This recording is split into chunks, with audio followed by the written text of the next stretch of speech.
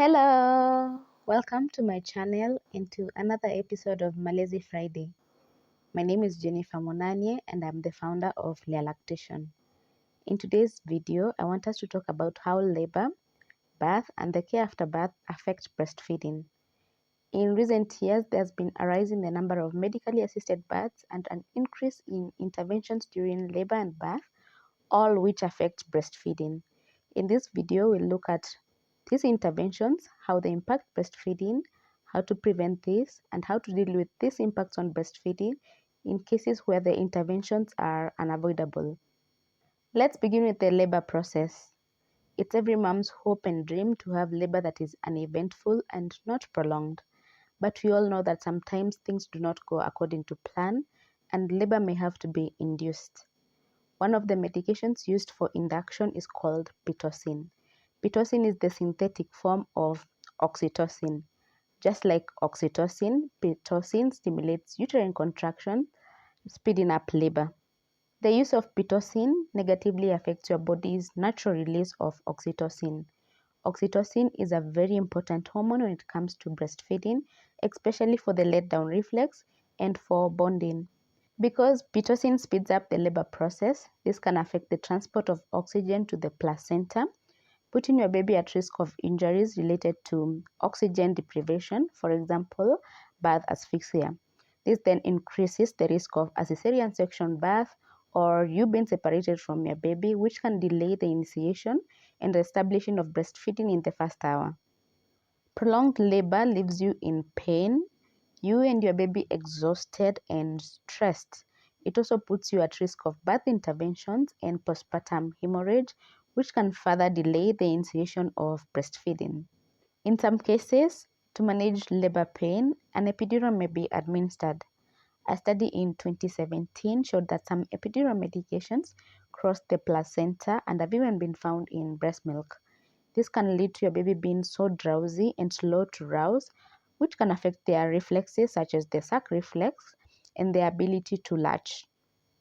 An epidural can also lead to you having a fever, which lowers your baby's APGAR score, and this affects their ability to stay alert, latch, and suck.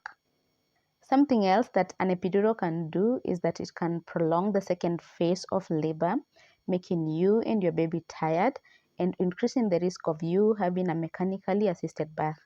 I'll talk about the impacts of mechanically assisted births on breastfeeding in a few.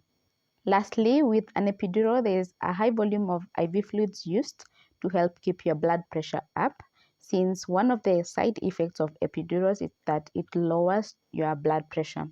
With high volumes of IV fluids being used, this increases the risk of your breast getting engorged, which can lead to latching issues because the nipples tend to get flat from all the swelling. The high amounts of IV fluids used when an epidural is administered during labor can also lead to your baby's birth weight being inflated. When your baby gets rid of these excess fluids through their voids or peeing or urination and they are weighed later, it looks like they've lost more than the acceptable weight loss of 7 to 10% of their birth weight. This often leads to supplementation. In most cases, for supplementation, breast milk substitutes like infant formula are used, and in some cases, this is done even without your consent.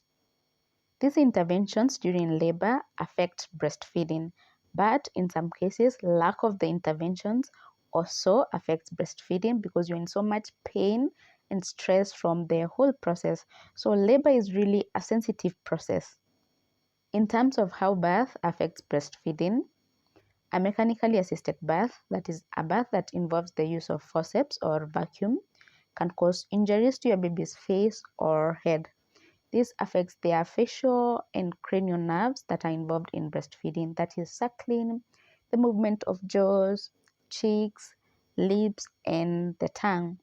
It can also cause facial palsy, which impacts your baby's rooting reflex. If your baby doesn't cry immediately after birth, which translates to them having difficulty breathing, the intervention is usually to suction them to clear the airway. Sometimes this is usually forceful and it risks hurting the roof of their mouth and putting them into a fight or flight response.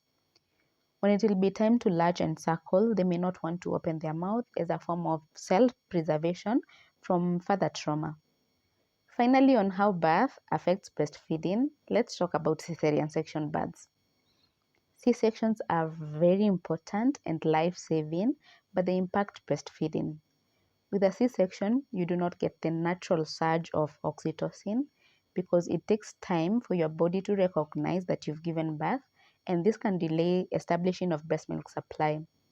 When this happens, healthcare providers that do not have lactation knowledge rush to supplement, especially with infant formula, and this makes the situation worse. Some birthing institutions do not allow for skin-to-skin contact between your baby and you or your birth partner while in theatre or until the birth process is done, which can take quite some time, and this can delay the establishing of breast milk supply. Also, pain after surgery and the worry that your baby will kick your scar while breastfeeding can affect the initiation of breastfeeding.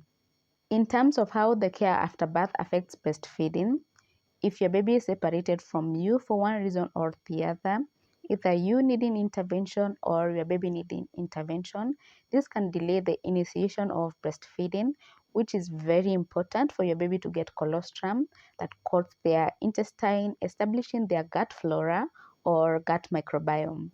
If your baby is placed in a standalone bassinet, they miss out on skin-to-skin contact, which is very crucial for breastfeeding. Giving your baby an early first birth strips them of vernix, which is the white sticky substance that they are covered in during birth. Vernix helps preserve your baby's body temperature, preventing hypothermia. If the vernix is left, especially on their hands, because it has the scent of amniotic fluid just like breast milk, it helps your baby find their way to the breast to latch.